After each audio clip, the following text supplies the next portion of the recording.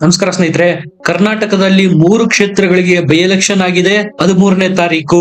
ಸಹಜವಾಗಿ ನೀವೆಲ್ಲ ನೋಡಿರ್ಬೋದು ಒಪಿನಿಯನ್ ಪೋಲ್ ಈ 3 ಕ್ಷೇತ್ರಗಳಲ್ಲಿ ಯಾರು ಗೆಲ್ಲಬಹುದು ಅಂತ.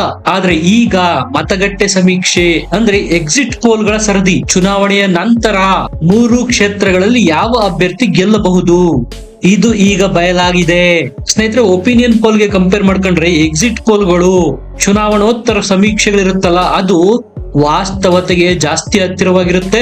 ಅಂತಹ ಚುನಾವಣೋತ್ತರ ಸಮೀಕ್ಷೆ ಅಂದ್ರೆ ಎಲೆಕ್ಷನ್ ಆದ ನಂತರ ಯಾರು ಗೆಲ್ಲಬಹುದು ಅನ್ನುವ ಮತಗಟ್ಟೆ ಸಮೀಕ್ಷೆ ಈ 3 ಕ್ಷೇತ್ರಗಳ ಕುರಿತಾಗಿ ಏನ್ ಹೇಳುತ್ತೆ ಅದರ ಬಗ್ಗೆ ಕಂಪ್ಲೀಟ್ ಮಾಹಿತಿ ಕೊಡ್ತೀನಿ. ನಿಮಗೊಂದು ಐಡಿಯಾ ಸಿಕ್ಬಿಡುತ್ತೆ ಯಾವ ಅಭ್ಯರ್ಥಿ ಗೆಲ್ಲಬಹುದು ಅಂತ. ಲೈಕ್ ಮಾಡಿ, ಚಾನಲ್ ನ ಸಬ್ಸ್ಕ್ರೈಬ್ ಮಾಡಿ. ಸ್ನೇಹಿತರೆ, ನಿಮ್ಗೆ ನೆನಪಿರ್ಬೋದು 2019ರಲ್ಲಿ ಮಂಡ್ಯದ ಲೋಕಸಭಾ ಕ್ಷೇತ್ರ ಇಡೀ ದೇಶದ ಗಮನ ಸೆಳೆದಿತ್ತು. ಹೈ ವೋಲ್ಟೇಜ್ ಕ್ಷೇತ್ರ ಆಗಿತ್ತು. ಈಗ ಸರದಿ ಚನ್ನಪಟ್ಟಣದ್ದು. ಮೊದಲು ಚನ್ನಪಟ್ಟಣದಲ್ಲಿ ಮತಗಟ್ಟೆ ಸಮೀಕ್ಷೆನಲ್ಲಿ ಯಾರು ಗೆಲುವು ಸಾಧಿಸಬಹುದು ಅನ್ನೋದ್ರ ಬಗ್ಗೆ ನೋಡೋಣ. ಚನ್ನಪಟ್ಟಣ 2 ಪ್ರತಿಷ್ಠಿತ ಕುಟುಂಬಗಳ ನಡುವಿನ ಕದನ ಕಣ ಆಗಿ ಮಾರ್ಪಟ್ಟಿತ್ತು. ಒಂದು ಡಿಕೆ ವರ್ಸಸ್ HDK, ಬಂಡೆ ವರ್ಸಸ್ ದಳಪತಿ ಅನ್ನುವಷ್ಟರ ಮಟ್ಟಿಗೆ ಚನ್ನಪಟ್ಟಣ ಕುತೂಹಲ ಕೆರಳಿಸಿತ್ತು. CP ಯೋಗೇಶ್ವರ್ ಅವರು ಇಲ್ಲಿ ಅಭ್ಯರ್ಥಿ ಆಗಿರ್ಬೋದು ಕಾಂಗ್ರೆಸ್ನಿಂದ, ಆದರೆ ಅವರು ಮುಖವಾಡ ಮಾತ್ರ. ಆದ್ರೆ ಹಿಂದಿರ್ತಕ್ಕಂಥ ಸೂತ್ರಧಾರ DK ಮತ್ತು DK ಸುರೇಶ್ ಅನ್ನೋದು ಎಲ್ರಿಗೂ ಗೊತ್ತು. ಬೆಂಗಳೂರು ಗ್ರಾಮಾಂತರದಲ್ಲಾದ ಹೀನಾಯ ಸೋಲಿಗೆ ಸೇಡ್ ತೀರಿಸ್ಕೋಬೇಕು ಅಂದ್ರೆ ಚನ್ನಪಟ್ಟಣನ DK ಗೆಲ್ಲಲೇಬೇಕು. ಈ ಕಡೆ ಕುಮಾರಸ್ವಾಮಿ ಅವರಿಗೆ NDA ನಲ್ಲಿ ತನ್ನ ಇಮೇಜ್ ನ ಉಳಿಸಿಕೊಳ್ಬೇಕು ಅಂದ್ರೆ ಚನ್ನಪಟ್ಟಣನ ಉಳಿಸಿಕೊಳ್ಳಲೇಬೇಕು. ಅದಕ್ಕೆ ಹೇಳಿದ್ದು ನಾನು DK ಮತ್ತು HDK ಗೆ ಈ ಕದನ ಕಣ ಬಹಳ ಇಂಪಾರ್ಟೆಂಟ್. ಇಬ್ಬರಿಗೂ ಅಸ್ತಿತ್ವದ ಪ್ರಶ್ನೆ. ಹಾಗಾಗಿ ನಾನು ಹೇಳಿದ್ದು 2019ರ ಮಂಡ್ಯ ಲೋಕಸಭೆನಂತೆ ಈಗ ಇದು ಸಹ ಹೈ ವೋಲ್ಟೇಜ್ ಕ್ಷೇತ್ರ ಆಗಿ ಮಾರ್ಪಟ್ಟಿದೆ. ಇಂಟ್ರೆಸ್ಟಿಂಗ್ ಫ್ಯಾಕ್ಟ್ ಏನಪ್ಪಾ ಅಂದ್ರೆ ಕಳೆದ ಬಾರಿ 2023ರ ವಿಧಾನಸಭಾ ಚುನಾವಣೆಗೆ ಕಂಪೇರ್ ಮಾಡ್ಕೊಂಡ್ರೆ ಈ ಬಾರಿ ವೋಟಿಂಗ್ ಪರ್ಸೆಂಟೇಜ್ ಜಾಸ್ತಿ ಆಗಿದೆ. ನಾನು ಈ ವಿಚಾರ ಯಾಕೆ ಹೇಳ್ತಾ ಇದ್ದೀನಪ್ಪಾ ಅಂದ್ರೆ ಬೆಂಗಳೂರು ಗ್ರಾಮಾಂತರ ಲೋಕಸಭಾ ಚುನಾವಣೆಯ ಸಂದರ್ಭದಲ್ಲೂ ಸಹ ವೋಟಿಂಗ್ ಪರ್ಸೆಂಟೇಜ್ ಜಾಸ್ತಿ ಆಗಿತ್ತು. ಅದರ ಲಾಭ ಮಂಜುನಾಥ್ ಅವ್ರಿಗಾಗಿತ್ತು. ಬಿಜೆಪಿ ಗೆದ್ದಿತ್ತು. ಕಾಂಗ್ರೆಸ್ನವ್ರು ಏನ್ ಅನ್ಕೊಂಡಿದ್ರು, ಬೆಂಗಳೂರು ಗ್ರಾಮಾಂತರದಲ್ಲಿ ವೋಟಿಂಗ್ ಪರ್ಸೆಂಟೇಜ್ ಜಾಸ್ತಿ ಆಗಿರೋದ್ರಿಂದ ನಮಗೆ ಪ್ಲಸ್ ಆಗುತ್ತೆ ಅಂತ ಅವ್ರು ಅನ್ಕೊಂಡಿದ್ರು. ಅದು ಹೇಗೆ ಅಂದ್ರೆ ನಾವು ಪಂಚ ಗ್ಯಾರಂಟಿಗಳನ್ನ ಕೊಟ್ಬಿಟ್ಟಿದ್ದೇವೆ, ಮಹಿಳೆಯರು ಹೊರಗ್ ಬಂದು ವೋಟ್ ಮಾಡಿದ್ದಾರೆ ಅಂತ. ಆದ್ರೆ ರಿಸಲ್ಟ್ ಬಂದಾಗ ಡಾಕ್ಟರ್ CN ಮಂಜುನಾಥ್ ಅವರು 2,40,000ಕ್ಕೂ ಅಧಿಕ ಮತಗಳ ಭಾರಿ ಅಂತರದಿಂದ ಗೆದ್ದಿದ್ರು. ಅದೇ ರೀತಿಯ ಫಲಿತಾಂಶ ಈಗ ಚನ್ನಪಟ್ಟಣದಲ್ಲೂ ರಿಪೀಟ್ ಆಗುವ ಲಕ್ಷಣಗಳಿವೆ ಅನ್ನುತ್ತೆ ಮತಗಟ್ಟೆ ಸಮೀಕ್ಷೆ. DK ಶಿವಕುಮಾರ್ ಅವರು 500 ಕೋಟಿಗೂ ಹೆಚ್ಚು ಅನುದಾನವನ್ನ ಚನ್ನಪಟ್ಟಣ ಒಂದಕ್ಕೆ ಘೋಷಣೆ ಮಾಡಿರಬಹುದು. ಆದ್ರೆ ಅದು ಕೈ ಹಿಡಿಯುತ್ತಾ? ಮತಗಟ್ಟೆ ಸಮೀಕ್ಷೆ ಪ್ರಕಾರ ಇಲ್ಲ. ಈ ಬಾರಿ 3.5% ಜಾಸ್ತಿ ಆಗಿದೆ. ಕಳೆದ ಬಾರಿ 85% ಆಗಿದ್ರೆ ಈ ಬಾರಿ 88% ಚನ್ನಪಟ್ಟಣದಲ್ಲಿ ವೋಟಿಂಗ್ ಆಗಿದೆ. ಇಡೀ ದೇವೇಗೌಡರ ಕುಟುಂಬ ಇಲ್ಲಿ ಪ್ರಚಾರ ನಡೆಸಿತ್ತು. ವೀಲ್ ಚೇರ್ ನಲ್ಲಿ ಬಂದು ದೇವೇಗೌಡರು ಖುದ್ದು ತಮ್ಮ ಮೊಮ್ಮಗನ ಪರ ಪ್ರಚಾರ ಮಾಡಿದ್ರು. ಮೇಕೆದಾಟನ್ನ ಶತಾಯಗತಾಯ ನಾನು ಮೋದಿ ಅವರಿಂದ ಮಾಡಿಸಿಕೊಂಡು ಬರ್ತೇನೆ ಅನ್ನೋ ಭರವಸೆ ಸಹ ದೇವೇಗೌಡರು ಕೊಟ್ಟಿದ್ದಾರೆ. ಇದರ ನಡುವೆ ಕಾಂಗ್ರೆಸ್ಗೆ ನೆಗೆಟಿವ್ ಆಗಿದ್ದೇನಪ್ಪಾ ಅಂದ್ರೆ ಯಾವಾಗ ಜಮೀರ್ ಅಹಮದ್ ಅವರು ಕುಮಾರಸ್ವಾಮಿ ಅವರ ಮೇಲೆ ವೈಯಕ್ತಿಕ ನಿಂದನೆ ಮಾಡಿದ್ರು, ವರ್ಣ ನಿಂದನೆ ಮಾಡಿದ್ರು, ಕಾಲಾ ಕುಮಾರಸ್ವಾಮಿ, ಕಾಲಿಯ ಕುಮಾರಸ್ವಾಮಿ, ಕರಿಯ ಕುಮಾರಸ್ವಾಮಿ ಅಂತೆಲ್ಲ ವೈಯಕ್ತಿಕ ಮಟ್ಟಕ್ಕಿಳಿದು ನಿಂದನೆ ಮಾಡಿದ್ರು. ಆಗ ಒಕ್ಕಲಿಗ ಸಮುದಾಯದ ಓಟು ಪೋಲರೈಸೇಷನ್ ಆಗಿದೆ. ಹಿಂದೂ ಸಮುದಾಯದ ಓಟ್ ಸಹ ಪೋಲರೈಸೇಷನ್ ಆಗಿದೆ. ಇದರಿಂದ ಚನ್ನಪಟ್ಟಣದಲ್ಲಿ ನಿಖಿಲ್ ಕುಮಾರಸ್ವಾಮಿ ಅವರು ಕಡಿಮೆ ಅಂತರದಲ್ಲಾದ್ರೂ ಗೆಲ್ತಾರೆ ಅಂತ ಹೇಳ್ತಾ ಇದೆ ಮತಗಟ್ಟೆ ಸಮೀಕ್ಷೆ. ಜಮೀರ್ ಅಹಮದ್ ಅವ್ರನ್ನ ಕರೆಸಿದ್ದು ಮುಸ್ಲಿಂ ಸಮುದಾಯದ ಓಟ್ ನ ಧ್ರುವೀಕರಣ ಮಾಡಿ CP ಯೋಗೇಶ್ವರ್ ಅವ್ರನ್ನ ಗೆಲ್ಸೋದಿಕ್ಕೆ. ಆದ್ರೆ ಅವರು ಮಾಡಿದ್ದೇನು, ವೈಯಕ್ತಿಕ ದಾಳಿ ಮಾಡಿ CP ಯೋಗೇಶ್ವರ್ ಅವರ ಸೋಲಿಗೆ ಕಾರಣ ಆಗ್ತಾ ಇದ್ದಾರೆ. CP ಯೋಗೇಶ್ವರ್ ಅವರು ಈಗಾಗಲೇ ಹೆಚ್ಚು ಕಡಿಮೆ ಸೋಲು ಒಪ್ಕೊಂಡ್ಬಿಟ್ಟಿದ್ದಾರೆ. ಅರ್ಥ ಏನು, ಎಲ್ಲೋ ಒಂದು ಕಡೆ ನನಗೆ ಹಿನ್ನಡೆ ಆಗಿದೆ ಅನ್ನೋದೇ ಅಲ್ವಾ. ಜಮೀರ್ ಅಹಮದ್ ಅವರ ವಿರುದ್ಧ ಸಹ ಹರಿಹಾಯ್ದಿದ್ದಾರೆ. ಅವರು ಕುಮಾರಸ್ವಾಮಿ ಅವರನ್ನ ಕರಿಯ ಅನ್ನಬಾರ್ದಿತ್ತು ಅಂತ. ಸ್ನೇಹಿತರೆ, ಚನ್ನಪಟ್ಟಣ ಆಯ್ತು. ಈಗ ಸಂಡೂರಿಗೆ ಬರೋಣ. ಸಂಡೂರು ಚನ್ನಪಟ್ಟಣದ ನಂತರ 2ನೇ ಹೈ ವೋಲ್ಟೇಜ್ ಸೃಷ್ಟಿ ಮಾಡಿರ್ತಕ್ಕಂತಹ ಕಾರಣ ಏನಪ್ಪಾ ಅಂದ್ರೆ ರೆಡ್ಡಿ ವರ್ಸಸ್ ಲಾರ್ಡ್. ನಿಮಗೆ ನೆನಪಿರ್ಲಿ, ದಶಕದ ನಂತರ ಜನಾರ್ದನ್ ರೆಡ್ಡಿ ಅವರು ಬಳ್ಳಾರಿಗೆ ವಾಪಸ್ ಬಂದಿದ್ದಾರೆ. ಈ ಹಿಂದೆ ತಮ್ಮದೇ ಪಕ್ಷ ಸ್ಥಾಪನೆ ಮಾಡಿ ವಿಧಾನಸಭೆಯಲ್ಲಿ ಸ್ಪರ್ಧೆ ಮಾಡಿ 1 ಸೀಟ್ ಗೆದ್ದಿದ್ರು. ಈಗ ಪರಿಸ್ಥಿತಿ ಬದಲಾಗಿದೆ. ಬಿಜೆಪಿ ಜೊತೆಗೆ ತಮ್ಮ ಪಕ್ಷನ ವಿಲೀನ ಮಾಡಿದರೆ.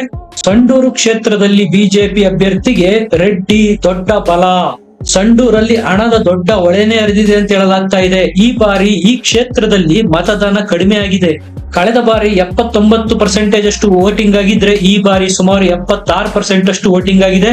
ತುಕಾರಾಂ ಅವರು ಕಳೆದ ಬಾರಿ ಸುಮಾರು 85,000 ಚಿಲ್ಲರೆಯಷ್ಟು ವೋಟ್ ಪಡೆದಿದ್ರು. ಬಿಜೆಪಿ ಅಭ್ಯರ್ಥಿ ಆಗ ಅರೌಂಡ್ 50,000 ಹತ್ತತ್ರ ವೋಟ್ ನ ಪಡೆದಿದ್ರು. ಸುಮಾರು 35,000ಕ್ಕಿಂತ ಹೆಚ್ಚು ಅಂತರದಿಂದ ತುಕಾರಾಂ ಅವರು ಆಗ ಗೆದ್ದಿದ್ರು. ಇಲ್ಲಿ ಮ್ಯಾಟ್ರ್ ಏನಪ್ಪಾ ಅಂದ್ರೆ, ಆಗ ರೆಡ್ಡಿ ಸಪರೇಟ್ ಪಕ್ಷ ಸ್ಥಾಪನೆ ಮಾಡಿದ್ರು. ರೆಡ್ಡಿ ಸಹ ತಮ್ಮ ಅಭ್ಯರ್ಥಿನ ಇಲ್ಲಿ ಕಣಕ್ಕಿಳಿಸಿದ್ರು. ವೋಟ್ ಡಿವೈಡ್ ಆಗಿತ್ತು. ತುಕಾರಾಂ ಅವರಿಗೆ ಅದು ಪ್ಲಸ್ ಆಗಿ ಗೆದ್ದಿದ್ರು. ಆದ್ರೆ ಈಗ ರೆಡ್ಡಿ ಬಿಜೆಪಿ ಜೊತೆಗಿದ್ದಾರೆ ಅನ್ನೋ ವಿಚಾರ ಒಂದು. ಇನ್ನೊಂದು, ಮತ ಪ್ರಮಾಣ ಈ ಬಾರಿ ಕಡಿಮೆ ಆಗಿರುವುದು. ಸ್ನೇಹಿತರೆ, ಸಹಜವಾಗಿ ಮುಸ್ಲಿಮರು ವೋಟ್ ಹಾಕಿರ್ಬೋದು ಕಾಂಗ್ರೆಸ್ಗೆ. ಮತ ಪ್ರಮಾಣ ಎಲ್ಲಿ ಕಡಿಮೆ ಆಗಿದೆ ಅಂತ ಹೇಳ್ತೀನಿ ಕೇಳಿ. ವಾಲ್ಮೀಕಿ ಹಗರಣ ನೀವೆಲ್ಲ ಕೇಳಿರ್ಬಹುದು. ಬ್ರಹ್ಮಾಂಡ ಭ್ರಷ್ಟಾಚಾರ ಆಗಿದೆ ಇಲ್ಲಿ ಅಂತೇಳಿ ಇಡಿ ಅವರು ಕೈ ನಾಯಕನನ್ನೇ ಬಂಧನ ಮಾಡಿ ಜೈಲಿಗಟ್ಟಿದ್ರು. ಸಹಜವಾಗಿ ಇದು ಎಸ್ಟಿ ಮೀಸಲು ಕ್ಷೇತ್ರ. ಕಳೆದ ಬಾರಿ ತುಕಾರಾಂ ಅವರ ಗೆಲುವಿಗೆ ಭರಪೂರ ವೋಟ್ ಹಾಕಿದ್ದಂತಹ ವಾಲ್ಮೀಕಿ ಸಮುದಾಯ ಈ ಬಾರಿ ಸಿದ್ದರಾಮಯ್ಯ ಅವರ ಸರ್ಕಾರದಲ್ಲಾದಂತಹ ವಾಲ್ಮೀಕಿ ಹಗರಣದಿಂದ ಬೇಸತ್ತು ಹೋಗಿದ್ದಾರೆ. ಅವರು ವೋಟ್ ಹಾಕೋದಿಕ್ಕೆ ಹೊರಗೆ ಬಂದಿಲ್ಲ ಅಂತ ಹೇಳಲಾಗ್ತಾ ಇದೆ. ಇದು ಕಾಂಗ್ರೆಸ್ಗೆ ದೊಡ್ಡ ಮಟ್ಟದ ಹೊಡೆತ ಕೊಟ್ಟಿದೆ. ಇದನ್ನೇ ಮತಗಟ್ಟೆ ಸಮೀಕ್ಷೆ ಸಹ ಹೇಳ್ತಾ ಇದೆ. ಹಾಗಾಗಿ ಬಂಗಾರು ಅವರು, ಬಿಜೆಪಿಯ ಬಂಗಾರು ಅವರು ತುಕಾರಾಂ ಅವರ ಪತ್ನಿ ಕಾಂಗ್ರೆಸ್ನ ಅಭ್ಯರ್ಥಿಗಿಂತ ಒಂದು ಹೆಜ್ಜೆ ಮುಂದಿದ್ದಾರೆ. ನ್ಯಾರೋ ಮಾರ್ಜಿನ್ ನಿಂದ ಆದ್ರೂ ಈ ಬಾರಿ ಸಂಡೂರನ್ನ ಬಿಜೆಪಿ ವಶಪಡಿಸಿಕೊಳ್ಳುತ್ತೆ ಅಂತ ಹೇಳಲಾಗ್ತಾ ಇದೆ. 3 ಬೈ ಎಲೆಕ್ಷನ್ ಅಲ್ಲಿ ಕಾಂಗ್ರೆಸ್ನವರ ಪ್ಲಾನ್ ಏನಾಗಿದೆ ಅಂದ್ರೆ, ನಾವು ಶಿಗ್ಗಾವಿ ಮತ್ತು ಚನ್ನಪಟ್ಟಣ ಗೆಲ್ಲದೆ ಹೋದ್ರು ಸಂಡೂರನ್ನು ಗೆಲ್ಲಲೇಬೇಕು ಅನ್ನೋ ಪರಿಸ್ಥಿತಿ ಇದೆ. ಅಟ್ಲೀಸ್ಟ್ ಪ್ರತಿಪಕ್ಷದವರು ವಾಲ್ಮೀಕಿ ಕಾರ್ಪೊರೇಷನ್ ಹಗರಣನ ಮುಂದಿಟ್ಕೊಂಡು ನಮ್ಮ ವಿರುದ್ಧ ವಾಗ್ದಾಳಿ ಮಾಡಿದ್ರು.